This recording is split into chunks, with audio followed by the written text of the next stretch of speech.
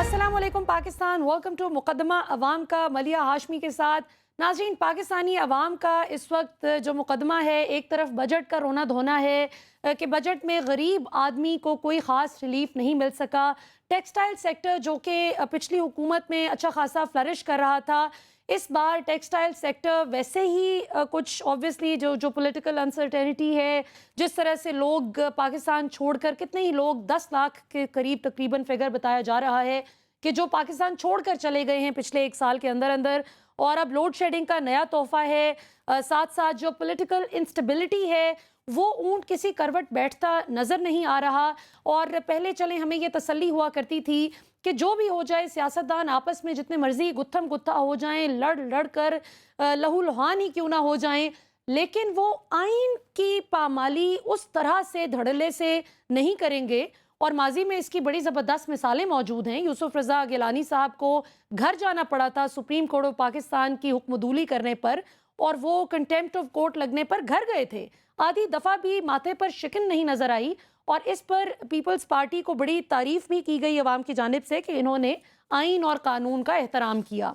Similarly अभी जब 14 मई की तारीख दी सुप्रीम कोर्ट ने, तो जिस तरह से हमने पीडीएम जमातों की जानिब से तनकीद देखी, मोअज़्ज़ज़ जज साहिबान पर जो तनकीद के निश्तर बरसाए गए, और बाकायदा उनको कहा गया कि नहीं नहीं, आप तो एक ख़ास सियासी जमात को फ़ायदा पहुँचाने की बात कर रहे हैं इलेक्शन का ऐलान करके, वो बड़ा मज़हका खेज़ था। लेकिन कहीं ना कहीं दिल में एक मोहम सी उम्मीद अलबत्ता मौजूद थी कि 14 मई गुजरने के बाद कुछ ना कुछ तो होगा। ये नहीं हो सकता कि आइन की यूं खुलेआम पामाली हो। लेकिन हमने देखा कि उससे 4 दिन कबल ही 9 मई का वाक़या होता है, और उसके बाद ये भूल ही जाता है सबको कि कोई इलेक्शन नाम की चीज़ थी, कोई इस मुल्क में इलेक्शन होने थे, इलेक्शन ड्यू है, और एडहॉक बेसिस पर अभी पंजाब और खैबर पख्तूनख्वा चलते ही चले जा रहे हैं।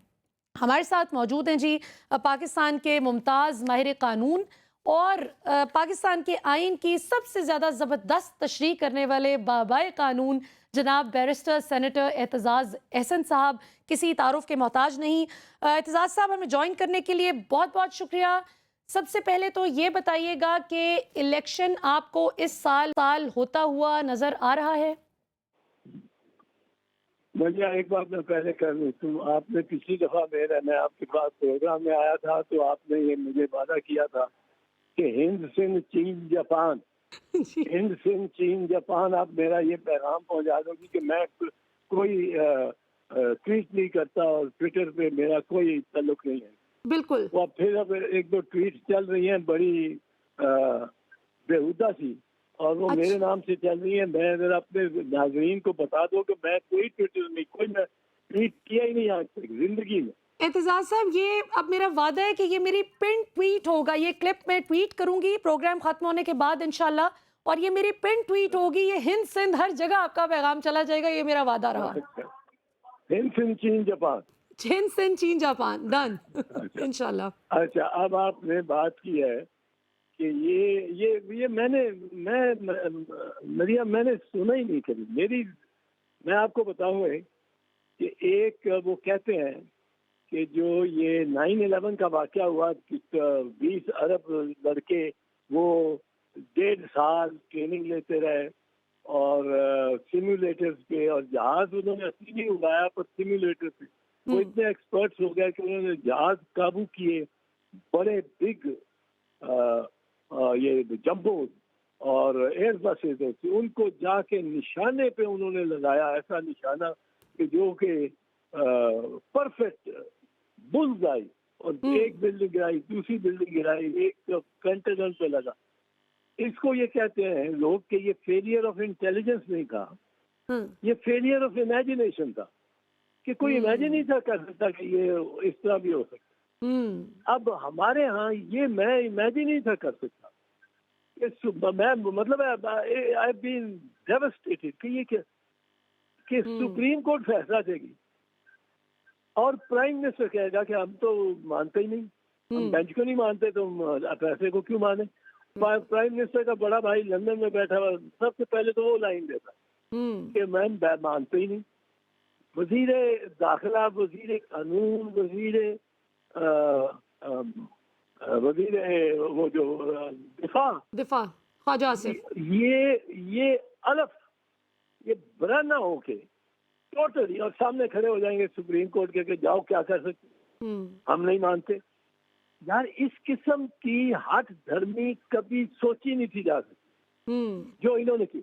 और फिर जो इन्होंने सुप्रीम कोर्ट की दहलीज पे आके जिस तरह की गाली दी है इन्होंने चीफ जस्टिस को, मरियम ने भी बीच में, मरियम और मौलाना ने मांगा हद ही कर दी।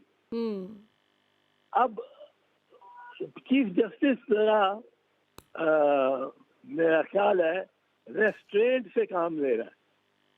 वो उसकी एक बात से एक लिहाज से जायज जवाब भी है, एक लिहाज से नहीं है।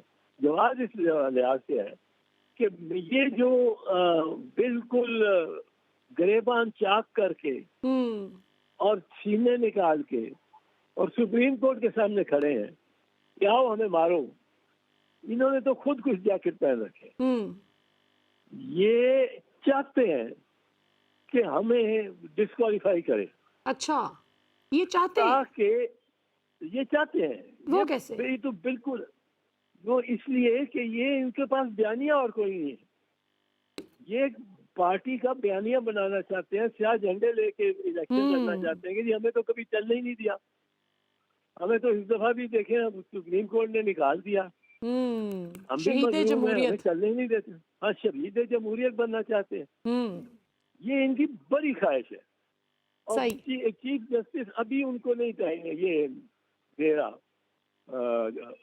मौका, ये देगा जरा थोड़ा सा आगे चल के। सही, मेरा ख्याल है। बिल्कुल सही, और देना चाहिए।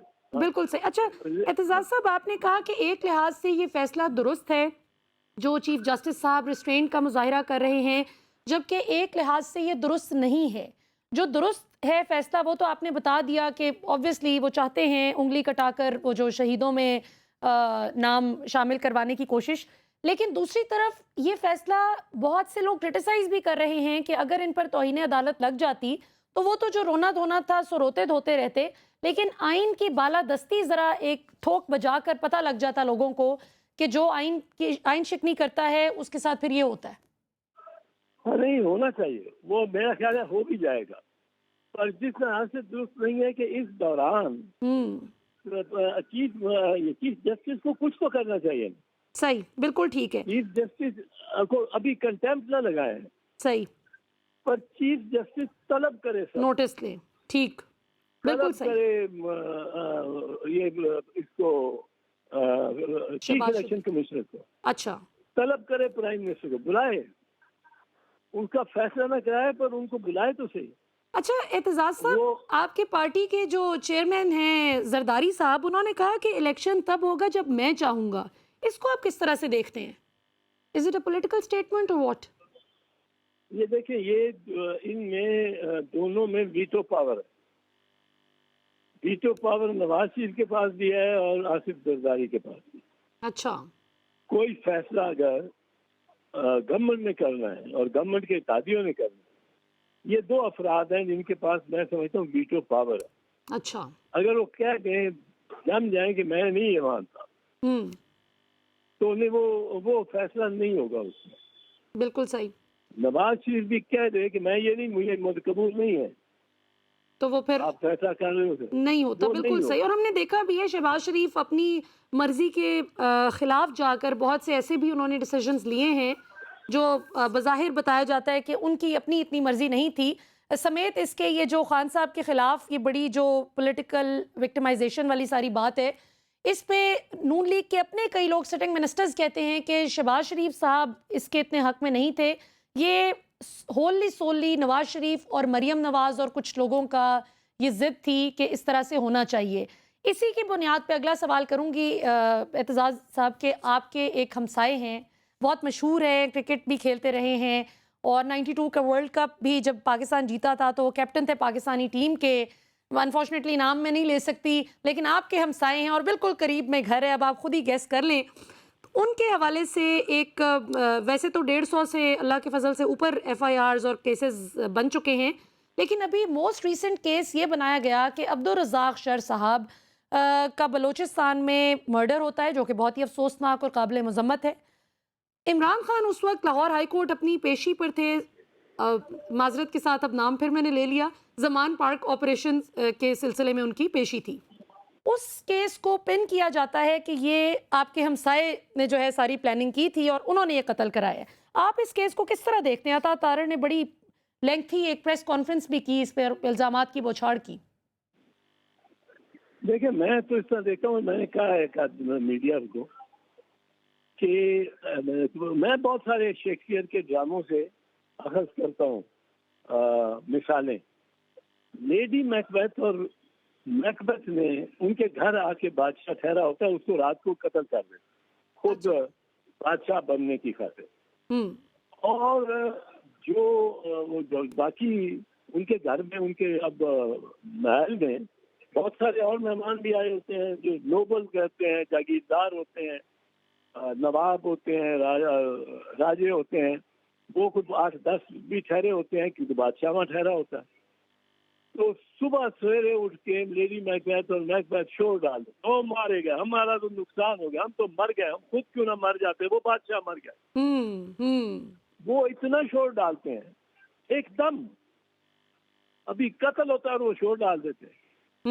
کہ شیکسپیئر کا ایک اور کردار ہے اس میں میکڈف, وہ اپنے دوست بینکوں کو کہتا ہے, وہ کہتا ہے یہ تو لگتا ہے انہوں نے ہی کیا, یہ تو انہوں نے ہی کیا. یہ جو بہت واویلا ڈالتے ہیں نا, بالکل آپ اصل فیکٹ پڑھ لیں. کئی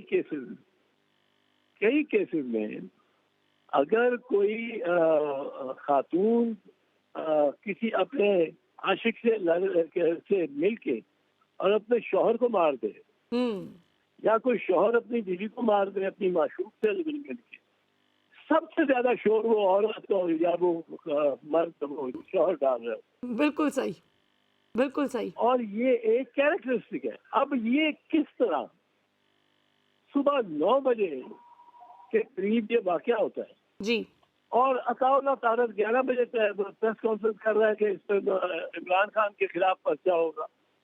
ابھی پرچہ بھی نہیں ہوا, وہ پرچہ ہوگا. بالکل صحیح. تو کوئٹہ میں بیٹھا ہے, do you know the bar, do you know Ishaq کے جو مقتول ہے اس کی کوئی اور دشمنیاں ہیں کہ نہیں ہیں؟ اس کی کہتے ہیں دشمنیاں بھی ہیں. صحیح. آپ ایک دم پہلے ہی کہہ دیتے ہو کہ یہ ہوگا. کچھ لوگ کہہ رہے ہیں, مجھے تو کسی نے کہا, میں نے وہ تو نہیں مانا کہ اس نے پہلے ہی ایک دن کہہ دیا تھا کہ عمران خان پہ قتل کا مقدمہ ہونے والا. اچھا, یہ کس نے کہا؟ یہ مجھے کسی نے کہا ہے, پر میں اس کی تصدیق نہیں کر سکتا. آپ کو کسی نے بتایا کہ عطا طاہر نے ایک دن پہلے یہ کہہ دیا تھا؟ ہاں. اچھا, وہ پہلے سے کہہ رہا تھا کہ اس پہ قتل کا مقدمہ ہوگا. اب یہ اس پہ تفتیش ہونی چاہیے. یہ چیز جو ہے یہ ان کے خلاف جاتی ہے. بالکل. اب کوئٹہ میں عمران خان کو اس نے یہ درخواست دی ہے عمران خان کے خلاف کہ یہ اس کو ڈسکوالیفائی ہونا چاہیے. اب وہ ڈسکوالیفیکیشن کی 20 درخواستیں ہیں عمران خان کے خلاف. اس کے خلاف چوری کی ہیں, ڈاکے کی ہیں, قتل کی ہیں, ہر قسم کی. اس پہ تو 150 پرچہ بنا ہوا ہے. دہشت گردی, بندوں کو مرواتا پھرے گا, بغاوت, غداری. اچھا, اس 150 بندے کو جی بالکل. اچھا, اعتزاز صاحب وہ یہ کہتے ہیں کہ چونکہ اگلے دن ہیئرنگ ہونی تھی, ویسے بتایا یہ جا رہا ہے جو ہم نے معلومات وہاں سے لیں کہ اس سے پہلے 2 سماعتیں غالباً اس کیس کی ہو چکی تھیں اور اس میں وہ پیش نہیں ہوئے تھے, عبدالرزاق شر صاحب مرحوم, اور انہوں نے اگلے دن یعنی یہ جو بدھ گزرا ہے اس بدھ کے روز پیش ہونا تھا, لیکن منگل کو ان کا قتل ہو گیا اور یہ پلی لے کر حکومت جو ہے یہ کیس کری. اور ان کی جو مرحوم ہیں, مقتول ہیں بیچارے, ان کی فیملی یہ کہتی ہے کہ ہماری خاندانی دشمنی تھی اور پہلے بھی کئی لوگ قتل ہو چکے ہیں اسی خاندانی دشمنی کے ہاتھوں. ہاں نہیں, یہ میں سنا نہیں, یہ تو بالکل پشیا کام کر رہے ہیں. یہ رانا ثناء اللہ کا اور عطا اللہ طاہر کے لیول کا ہے. عطا اللہ طاہر ایک بڑا شائستہ اور سلجھا ہوا لڑکا مجھے لگتا تھا 2 سال پہلے تک. یہ بڑی اچھی طریقے سے بولتا تھا. اب تو اس کی آنکھوں میں کوئی خون اترا ہوا ہے. اس نے کوئی اتنا خوش رکھنا ہے میاں نواز شریف کو اور شہباز شریف کو اتنا مطمئن رکھنا ہے کہ جی وہ اس قسم کے جھوٹے الزام یہ دیکھو یہ تو بندے کو یہ منطق کو سیٹسفائی نہیں کرتا. بالکل صحیح. قتل ہو 9 بجے اور 11 بجے لاہور میں ایک بیٹھا بندہ یا اسلام آباد میں بیٹھا بندہ کہہ رہا ہو کہ یہ قتل ہو گیا اور اس نے کرایا. بالکل صحیح. جی ناظرین، بہت ہی انٹرسٹنگ ڈسکشن چل رہی ہے. ہمارے ساتھ موجود ہیں بیرسٹر سینیٹر اعتزاز احسن صاحب. کچھ بہت ہی اہم سوالات ابھی باقی ہیں، کہیں جائیے گا مت، کمرشل بریک پر جانا ہے، لیکن ہم بہت جلد واپس آئیں گے. Stay tuned, see you after short. ناظرین، ہمارے ساتھ موجود ہیں جی بیرسٹر سینیٹر اعتزاز احسن صاحب. ان سے بات چل رہی ہے پاکستان کے آئینی اور قانونی بحران کی، جس میں پاکستان بہت بری طرح سے اس وقت گھرا ہوا ہے، اور اللہ کے فضل سے جن کو سب سے کم قانون کا پتہ ہے وہ سب سے زیادہ بڑی بڑی تشریح دے رہے ہوتے ہیں اس وقت سوشل میڈیا پر. ہم دیکھتے ہیں، خیر سوشل میڈیا ہی کیا، ہمارے کئی ساتھیوں کے بھی پروگرامز میں، ٹی وی پروگرامز میں بھی کئی لوگ اپنی خواہشات کو آئین کے تناظر میں تھوڑا سا فکس کرنے کی کوشش کرتے ہیں. لیکن اسی لیے ہم نے سب سے زیادہ آتھینٹک آواز کو بلایا ہے اپنے پروگرام میں، جو اپنی خواہش کی بنیاد پر نہ خبر دیتے ہیں اور نہ ہی کوئی قانونی تجزیہ پیش کرتے ہیں، پھر چاہے ان کی رائے ان کی اپنی ہی جماعت کے ساتھ بھی ان سنک ہوتی ہو پولیٹیکلی یا نہ ہوتی ہو، وہ حق بات کر دیتے ہیں، اور اسے انگریزی میں کہتے ہیں to call a spade a spade. اچھا اعتزاز صاحب، اب تھوڑا سا پالیٹکس کی طرف آتے ہیں. ویسے تو انفارچونیٹلی آج کل جتنے بھی کیسز وغیرہ چل رہے ہیں یہ انتہائی پولیٹیکلی موٹیویٹڈ ہیں. کچھ دن پہلے شاہد خاقان عباسی صاحب ہمارے پروگرام میں موجود تھے، وہ بھی یہ شکایت کر رہے تھے کہ پی ٹی آئی دور میں میرے خلاف بھی پولیٹیکلی موٹیویٹڈ کیسز ہی بنائے گئے. رانا ثناء اللہ کہتے ہیں کہ وہ جو 15-20 کلو ہیروئن کا جو بن گیا تھا مجھ پر مقدمہ، وہ بھی پولیٹیکلی موٹیویٹڈ تھا. آپ اس ساری صورتحال میں پالیٹکس کس طرف جاتی دیکھ رہے ہیں؟ ابھی 8 اکتوبر کو یا اس سال کے اندر ہی الیکشن ہوتا ہوا آپ کو نظر آ رہا ہے؟ اور یہ جو بات چل رہی ہے کہ شاید خان صاحب کی پارٹی کی چھٹی کروا دی جائے اور پھر الیکشن کی طرف جایا جائے، کیا کوئی پلاننگ آپ کی کانوں میں پڑ رہی ہے حکومت کی؟ جب تک اب تو 8 اکتوبر بھی ریلیونٹ نہیں ہے. وہ رانا ثناء اللہ بھی کہہ چکا ہے کہ 8 اکتوبر سے آگے 3-4 مہینے چلے جائے تو کیا بات ہے. اسحاق ڈار کہہ سکتا ہے کیا الیکشن کرتے ہو، کیا الیکشن کرتے ہو، کیا الیکشن، کیا بات. خواجہ آصف کہہ چکا ہے کہ یہ بس 4-5 مہینے مارچ تک چلا جائے تو کیا. اگر ایک دفعہ اب دیکھیں 90 دن میں ہم نے الیکشن نہیں کرائے، آئین سے روح گردانی ہوئی، پر کیا ہوا؟ اب یہ اس پہ آ رہے ہیں اس لاجک پہ کہ ہم نے ایک قتل کیا ہے، کچھ نہیں ہوا، ہم پکڑے نہیں گئے، اب دوسرا قتل کر لیں گے.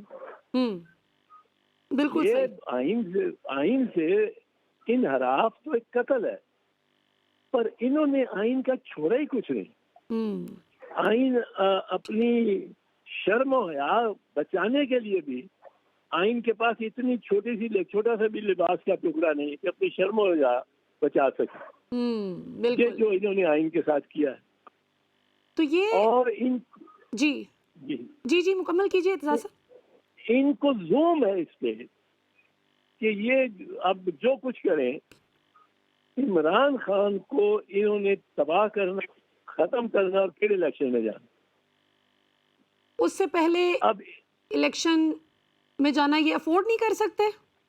یا جائیں گے نہیں، افورڈ ہی نہیں کر سکتے، جائیں گے نہیں. اور ہمیں تو اس وجہ سے پتہ لگتا ہے کہ افورڈ نہیں کر سکتے کیونکہ یہ خود الیکشن سے اتنا ہی ڈرتے ہیں. ڈر تو ان کو ہے الیکشن سے.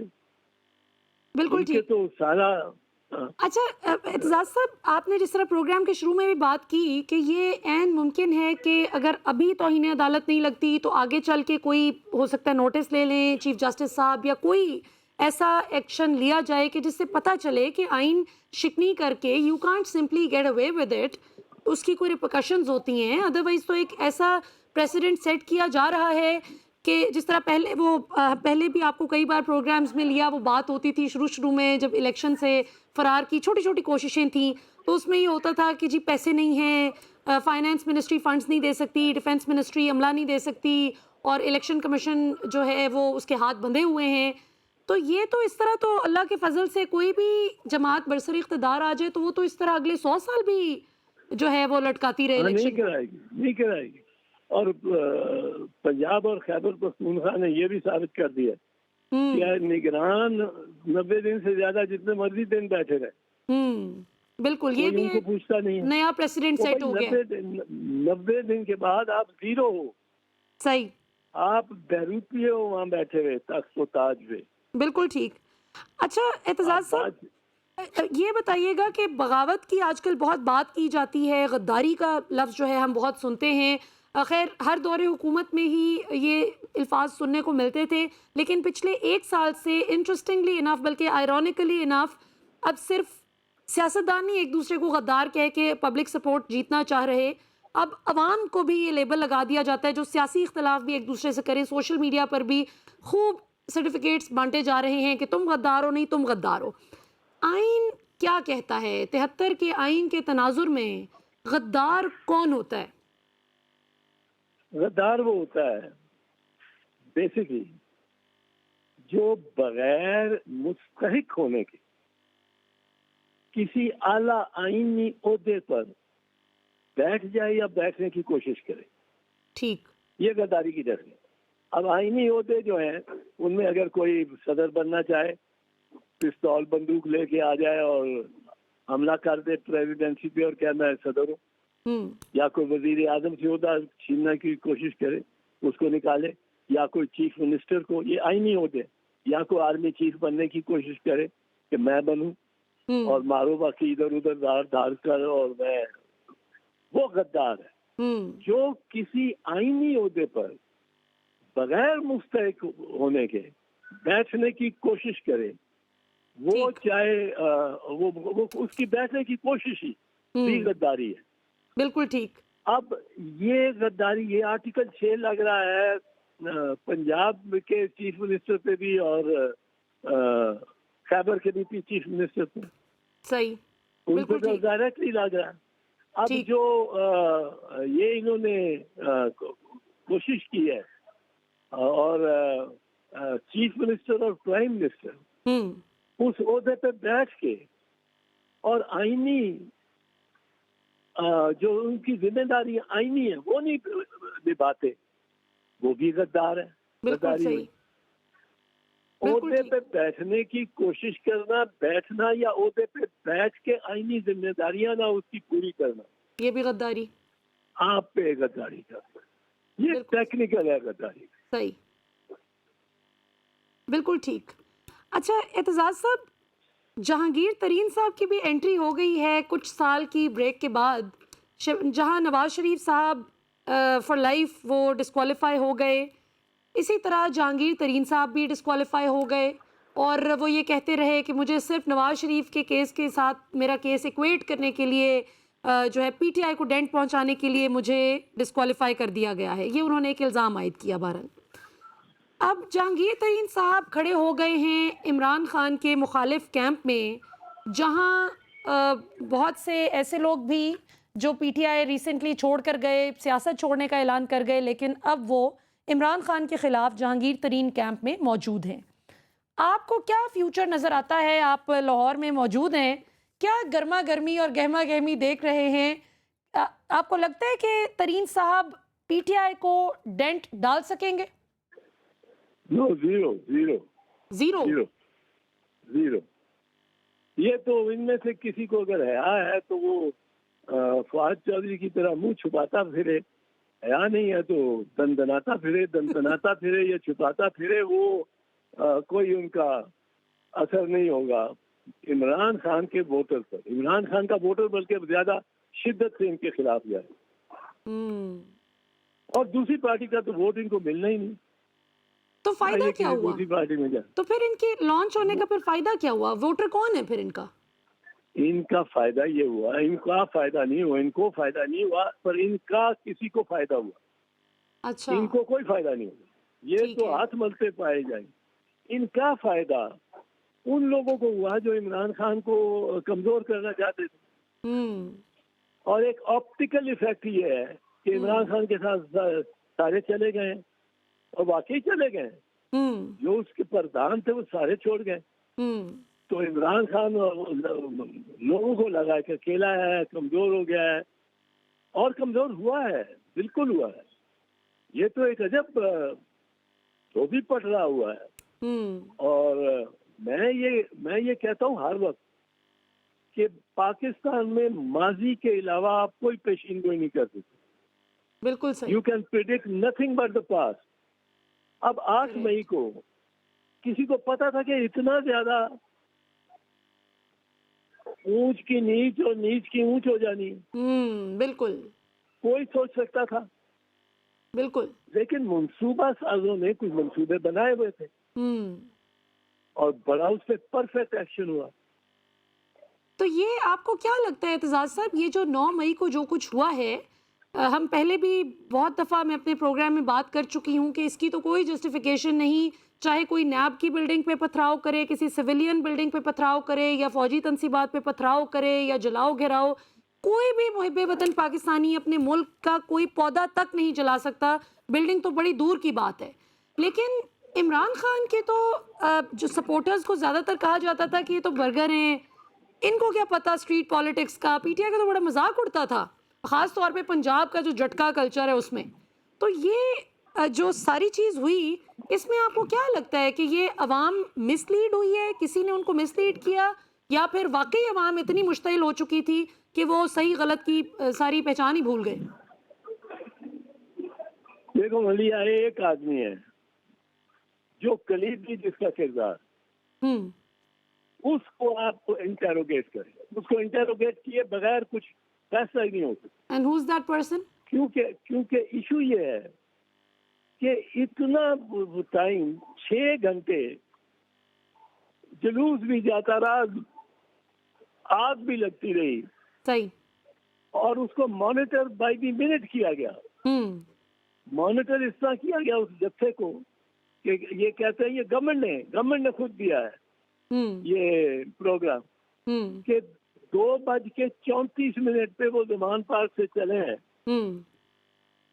3:32 پہ وہ پہنچے ہیں لبرٹی چوک, 3:51 پہ وہ چلے ہیں لبرٹی چوک سے. صحیح. وہ 5:32 پہ پہنچے ہیں دوسرے مقام پہ. 5:51 پہ وہ داخل ہوئے ہیں, جو دوسرا بڑا جتھا آیا تو پھر وہ داخل ہو گئے. جی. اور 6:07 پہ آگ لگا دی.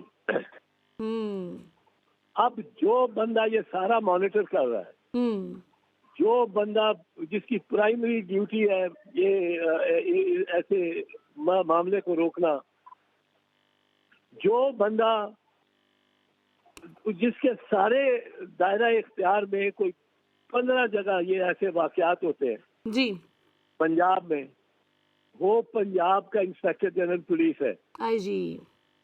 اس کو جب تک انٹیروگیٹ نہیں کیا جاتا آپ کو پتہ نہیں لگ سکتا. وہ آپ اس کو کہیں کہ بھائی تم نے کس وجہ سے. آئی جی صاحب آپ دیکھو, آئی جی ایسے معاملے پہ تو آئی جی چھوڑ انٹیریئر سیکٹری بھی ٹرانسفر ہو جاتا ہے. جی بالکل. اتنا بڑا واقعہ, اتنا گھناؤنا شدید, بالکل شاکنگ واقعہ. بالکل. اور یہ گورنمنٹ, وفاقی گورنمنٹ جس کا وہ ملازم ہے, اور پنجاب کی گورنمنٹ جہاں وہ ڈیپوٹیشن پہ ہے, دونوں گورنمنٹ اس کے خلاف کوئی ایکشن ہی نہیں لیتے. یہ کیوں نہیں ایکشن لیتے؟ اور کوئی انٹیروگیشن بھی نہیں ہو رہی. کیونکہ ان کے اپنے گلو بٹ جو ہے وہ اس میں انہوں نے سارا توڑ پھوڑ کی ہے, ان کے گلو بٹوں نے. صحیح, بالکل صحیح. یہ اس لیے رانا ثناء اللہ اس کو ٹرانسفر نہیں کرتا, اس کو سسپینڈ نہیں کرتا. اس کو تو سسپینڈ ہونا چاہیے تھا, معطل ہونا چاہیے تھا, اس پہ انکوائری شروع ہونی چاہیے تھی. بالکل صحیح. جی ناظرین, یہاں پر وقت ہوا ایک چھوٹی سی بریک کا. بریک کے بعد واپس آئیں گے تو گفتگو کے سلسلے کو یہیں سے آگے بڑھائیں گے. اور ایک بہت ہی امپورٹنٹ ایشو پہ بات کریں گے، لیکن اس کے لیے آپ کو ویٹ کرنا ہوگا بریک سے واپس آنے کا۔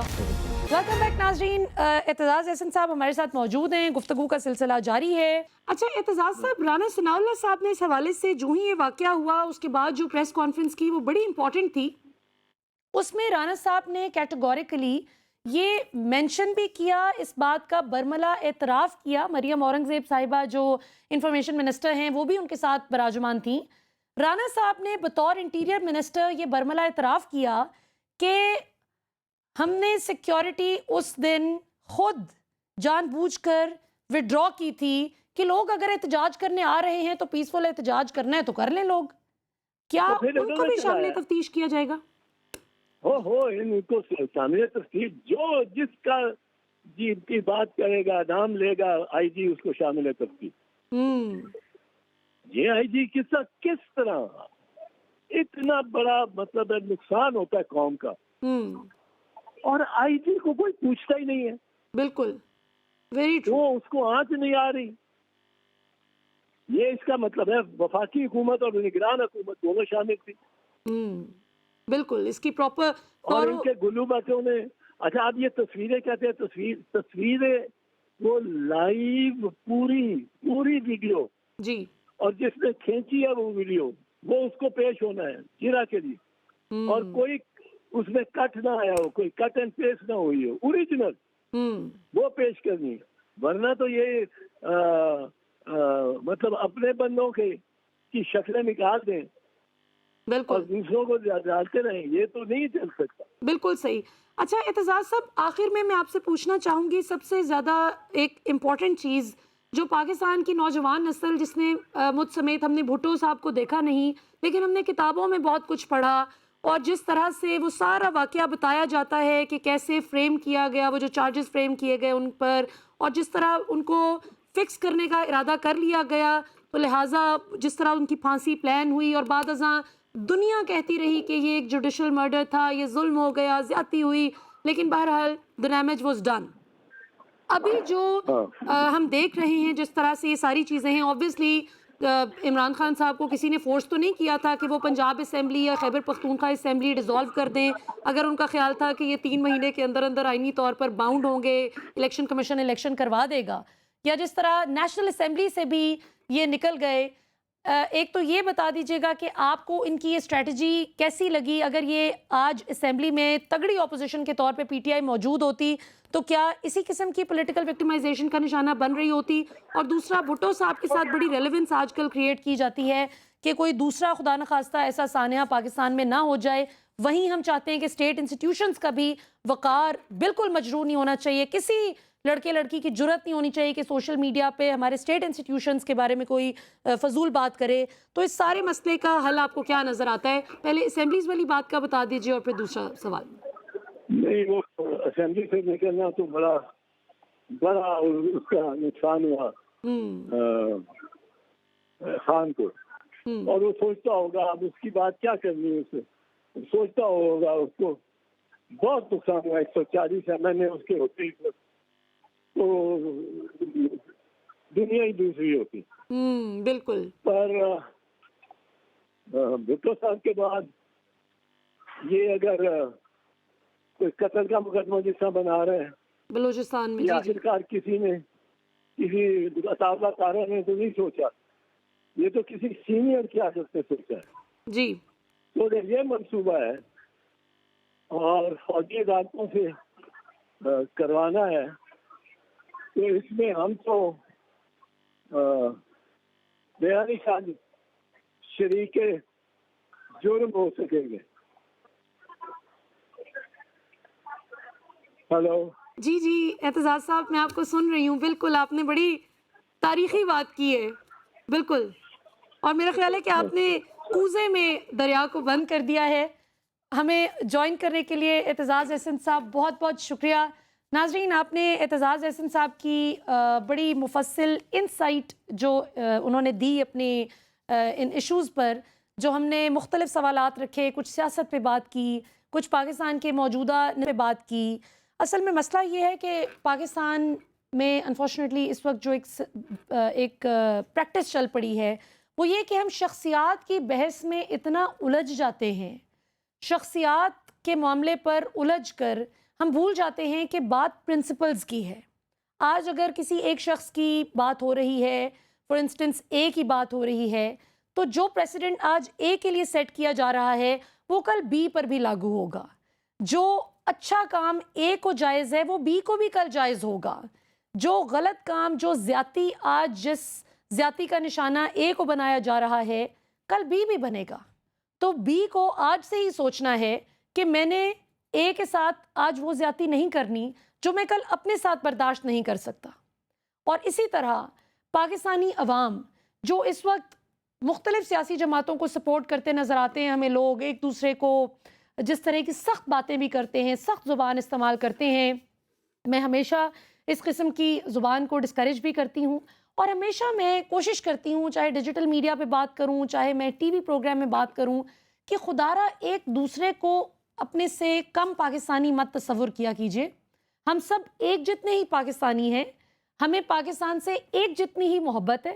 اس محبت کے اظہار کا طریقہ ایک دوسرے سے مختلف ضرور ہو سکتا ہے کہ میں کسی ایک پارٹی کو ووٹ دیتی ہوں، آپ کسی اور پارٹی کو ووٹ دیں، ساتھ بیٹھا شخص کسی تیسری پارٹی کو ووٹ دے، اور چوتھا جو بیٹھا شخص ہے وہ کہے کہ میں کسی بھی سیاسی جماعت کو ووٹ اس لیے نہیں دوں گا کہ میں بلیو ہی نہیں کرتا کہ یہ کچھ کر سکتے ہیں، اور ہو سکتا ہے پانچواں شخص ایک اپنی نئی سوچ کے ساتھ آئے اور وہ کہے کہ یہ سیاسی نظام نہیں چل سکتا، یہ ڈکٹیٹرشپ بھی نہیں چل سکتی، اب آپ کوئی تیسرا نظام انٹروڈیوس کروا دیں۔ سوچ ہے، اپنی اپنی سوچ ہے، تو ہمیں ٹالرنس لانے کی بہت ضرورت ہے۔ مجھے جتنے بھی لوگ آج پاکستان میں یا پاکستان سے باہر سن رہے ہیں، ان میں سے اگر صرف کسی ایک شخص میں بھی ٹالرنس بڑھ جاتی ہے میری اس بات سے، تو شاید میرے اس پروگرام کا مقصد پورا ہو جائے گا۔ ہمیں اپنے اندر ان ٹالرنس کو کم کرنا ہے۔ ٹھیک ہے، آپ کو لگتا ہے کہ آپ ٹھیک ہیں، دوسرا بندہ غلط ہے، تو آپ کی چیخنے چلانے سے یا غلط زبان استعمال کرنے سے، بدتمیزی کرنے سے تو وہ کبھی بھی آپ کے نقطہ نظر کا حامی نہیں ہو جائے گا نا۔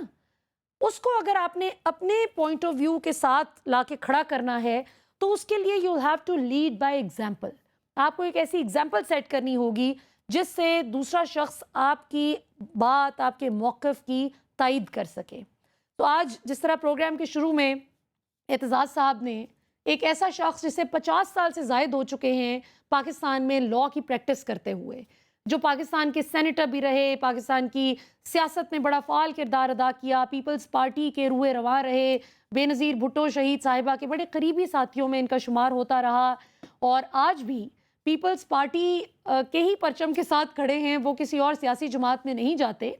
جہاں پہ ان کو کوئی اختلاف اپنی جماعت سے بھی ہوتا ہے وہ کر لیتے ہیں، لیکن آپ نے غور کیا کہ انہوں نے شروع میں کتنی ایک اہم بات کی، جہاں میرے دل کو افسوس ہوا کہ اعتزاز صاحب کو یہ بار بار کہنا پڑتا ہے، وہیں مجھے شرم بھی آئی ان لوگوں پر جو سوشل میڈیا پر فیک اکاؤنٹس بنا کر کسی کے نام سے جھوٹ موٹ پھیلانا شروع کر دیتے ہیں۔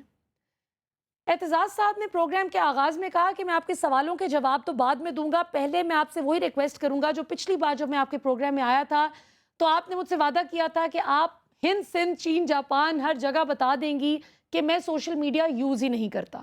کتنے افسوس کی بات ہے کہ ایک شخص جس نے پاکستان کو اتنے سال اتنے اچھے طریقے سے سرو کیا، ماشاءاللہ، وہ ہمیں آئین سمجھاتے ہیں، وہ آئین اور قانون کے ٹیچر ہیں ہم سب کے، میڈیا میں ہم ان سے آئین سمجھتے ہیں، اس لیے ہم انوائٹ کرتے ہیں کہ ہم بھی سمجھ سکیں اور آپ کی بھی رہنمائی ہو سکے، تاکہ ہم اور آپ مل کر دیکھ سکیں کہ کون آئین اور قانون پر کس حد تک عمل درآمد کر رہا ہے۔ تو اگر ہم نے اپنے اتنے لٹریری اور اتنے جو انٹلیکچوئلز ہیں ہمارے، جو اتنا زبردست کام کر رہے ہیں، انہیں اس طرح کی تکلیف دینی ہے کہ صرف چند لائکس اور ری ٹویٹس اور شیئرز کے لیے اور چند فالوورز کو گین کرنے کے لیے فیک اکاؤنٹس بنا کے غلط زبان استعمال کرنی، تو اس سے آپ ان کی عزت پہ کوئی حرف نہیں لا رہے، آپ صرف اپنی تربیت کو ریفلیکٹ کر رہے ہیں۔ تو میں یہ خاص طور پر آخر میں نے سوچا تھا کہ میں پاکستان کی جو نوجوان نسل ہے، جنہوں نے آگے پاکستان کو انشاءاللہ لے کر چلنا ہے، آج جو لوگ اپنی 60s میں ہیں، 70s میں ہیں، 80s میں ہیں، وہ اپنی زندگی کا بیشتر حصہ گزار چکے ہیں، اب جو 20s میں ہیں، ٹین ایج میں ہیں، 30s میں ہیں، 40s میں ہیں، انہوں نے اس ملک کی باغ ڈور کو سنبھالنا ہے انشاءاللہ۔ تو اگر ہم اپنی ہی تربیت سازی نہیں کریں گے اور اگر پیٹی فائدوں کے لیے اس طرح کے الٹے کاموں میں پڑیں گے تو پاکستان ایز اے اسٹیٹ کہاں سٹینڈ کرے گا؟ دنیا آج جہاں بہت سے لوگ ماشاءاللہ پاکستان کے پرچم کی عزت میں اضافے کا باعث بن رہے ہیں الحمدللہ، وہیں کچھ لوگ بہت ہی شرمناک حرکتیں کرتے پائے جاتے ہیں. کبھی کسی ملک میں کوئی فراڈ، کہیں کوئی غلطی، جس کی وجہ سے ہمارا ہرا پاسپورٹ اور ہم 22.5-23 کروڑ عوام بے عزت ہوتے ہیں. تو آج سے ہمیں تہیہ کرنا ہے انشاءاللہ کہ ہر شخص، وہ کیا ہے، ہر فرد ہے ملت کے مقدر کا ستارہ.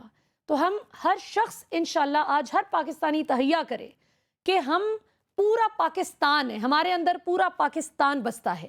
ہم پاکستان کی نمائندگی بہت مثبت اور بڑے کنسٹرکٹیو انداز میں کریں گے انشاءاللہ، تاکہ لوگ ہمیں دیکھ کر بھی یہ کہہ سکیں کہ یہ وہ شخص ہے جو پاکستان سے تعلق رکھتا ہے. ہم پاکستان کا ایک پازیٹیو انٹروڈکشن بن سکیں. آج کے لیے اتنا ہی انشاءاللہ امید کرتی ہوں، اور اس دعا کے ساتھ کہ ہم انشاءاللہ اس بات پر عمل پیرا ہو سکیں اور ہم پاکستان کا نام روشن کرنے میں اپنا فعال کردار ادا کر سکیں. اللہ کے حکم سے آپ سے اگلے جمعے کے روز 8 بجے پھر ملاقات ہوگی رات کو انشاءاللہ. پاکستان ہمیشہ زندہ باد.